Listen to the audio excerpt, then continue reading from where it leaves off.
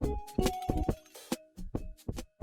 name is Nicole Scott. I empower entrepreneurs how to be financially fit. I help small business owners start, scale, and grow their business so that way they can fire their boss, work from home, do what they love, and be passionate about getting up and putting in that work every day. Because there's nothing more discouraging than having to wake up day after day, clock in, clock out, drive to work in traffic, work for a boss that you hate, work at a dead-end job where you don't know where your future lies. Stop all of that. It's time for you to take action. I'm starting the Fire Your Boss mentorship, and I'm not saying fire your boss tomorrow, but I'm saying create your exit plan. Get everything together so you have things in motion. No matter what type of business you want to start, whether that be a credit repair business or a medical staffing firm or a virtual assistant staffing firm, trading line business, the list goes on and on. No matter what type of business you are going to start, there are certain things that you have to put in place. There's certain procedures, policies. You have to make sure that you're putting content out there for you to get clients. So there's so many things that you need to learn, and we are going to be teaching you so much more on the Fire Your Boss mentorship, which is starting March 1st. So if you come next time, take care.